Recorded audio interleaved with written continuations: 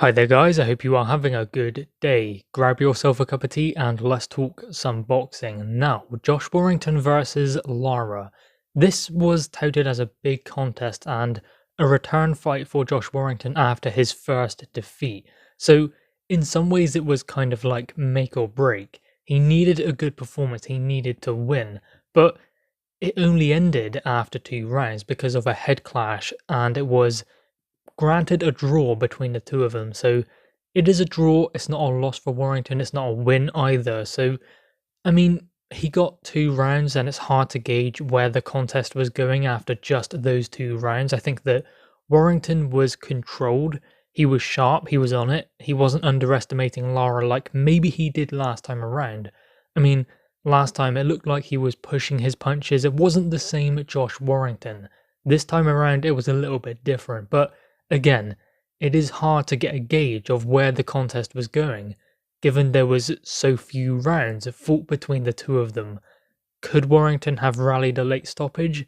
That was possible, or even get a victory on the scorecards. Will there be a third fight? Is going to be a question. Now, Eddie Hearn said there are plenty of options for Josh Warrington, so it seems like maybe they are going to go down a different route. And given the injury sustained by Lara, the cut, it seems like he will be out for a while. So maybe there is one more fight for Warrington in between, then he can go back into a Lara fight. Lara had to do this rematch because obviously there was a rematch clause, so they decided to do the rematch. Lara doesn't necessarily have to fight Josh Warrington once again, although I would imagine he'll want to because it is a big contest with a big opponent, someone he has beaten before, so he is going to be confident that he can do it again. Perhaps that is something they can explore next year, or maybe Lara decides that he has other options that he wants to explore once he comes back after taking some time out to allow the injury to heal. So, given the contest as a whole, it's hard to say who was going to win. I feel like he wanted to gauge Lara and to try and stick him on the end of that jab, control him early, make him realise that this isn't the same fighter you're in with this time, it's going to be different, you're going to have to earn everything you get. That wasn't necessarily the case in the first contest. This time around, he was going to make it different and make Lara earn all of his success. Now, if we go through the card, I think that Katie Taylor put on another good performance, a top performance. She is one of the most consistent fighters out there because she always brings value for money, fights top contenders back to back, and she's always in entertaining fights, never underestimates anyone. She gives everyone the respect they deserve, and that is why she is 19-0. She continues to win and go from strength to strength. So I think that we cannot underestimate or kind of sleep on Katie Taylor and her success because although the main event didn't turn out how we would want it, if you look at the undercard, what Katie Taylor brought to the table, the Ben Granados fight, entertaining, and we're going to talk about that one in a minute. But I think when you look at what Katie Taylor brings to the table, I think that she is one of the most consistent fighters, consistently bringing value for money, and she's doing what everyone else should be, fighting the best that she can find each and every fight. Imagine if other fighters done that and there weren't the politics getting in the way. That is the one thing with women's boxing. You get to see those kind of matchups because they have to do it and because they want to do it. Then you see fighters like Errol Spence and Terence Crawford, that fight not happening, and Fury versus AJ, that one not happening. Politics and everything, the back and forth, it just doesn't matter. Just get in the ring, see who is number one. And we are seeing that from Katie Taylor, so props to her. Now we still have Ben versus Granados to talk about, and I would like to say that it was a great performance from Maxi Hughes as he beat Straffon by unanimous decision. That was a brilliant contest and he put in a great performance. It is very exciting to see where he is going to go next because this was a tough contest for him. It was supposed to represent a big challenge, but he was able to stay composed and he got the victory, which is all you can ask of him. Now, Ben versus Granados, this was touted as some kind of step up for Ben. I mean, he was supposed to take him rounds and he did, took him the full distance, although he found it difficult in there, and Ben was extremely ragged at times. At some point, you would think that Granados might be able to get to him. You would think that, okay, if he steps on it here, could he find something? But it was never going to happen. He just didn't have that little bit of quality that could have gotten him some success. And it seemed like at times Granados was in there to survive. It didn't look like he was looking to rally and go out on his shield. Ben said before the contest he would rather get stopped in a good fight than win in a boring fight. And I think that that's a great thing coming from a fighter like him, especially when he carries that kind of power, and he does work down to the body quite well.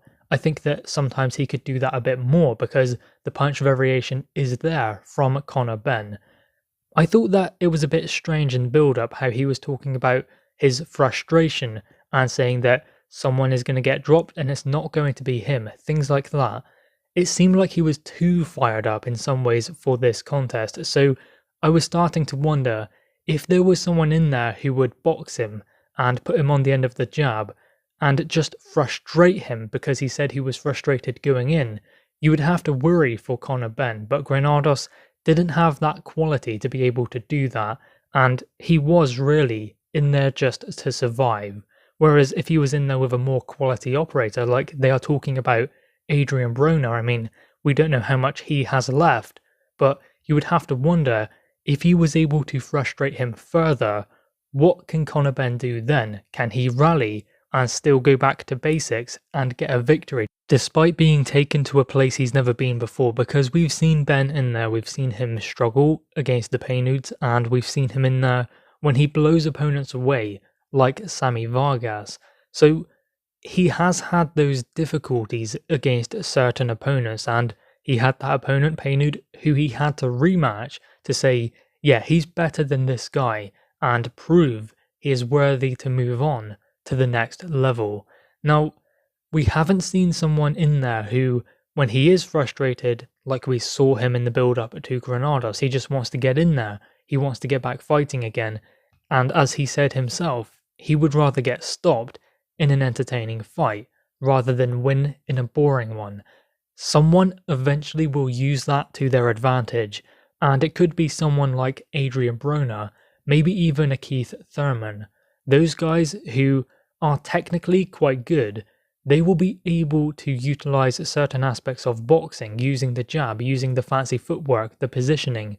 And I mean, those fighters I wouldn't say are world beaters, I wouldn't say they are up there with the likes of Errol Spence and Terence Crawford.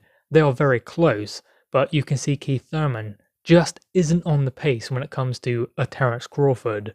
But still, he would give Conor Benn a lot of problems, and if there is that frustration there from Conor Benn and the eagerness to land to get stuck in, they will use that to their advantage because they will find a way to tire him, like he did a little bit in the Granados fight. You could see he was starting to have a little bit of fatigue. I mean, the second wind would have come eventually, he's a young guy, but still, he did have those moments in there, so eventually someone is going to be able to take him into deep water, and then we will truly see what Ben is made of. Is he ready for Adrian Broner next, which is what they were talking about before this one?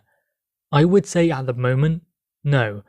I think he does need to be in there with a pure boxer, someone who will try and break things down and make it technical, see how he gets to someone like that. Then perhaps he could be ready for an Adrian Broner or a Keith Thurman. Anyway, guys, what are your thoughts on this?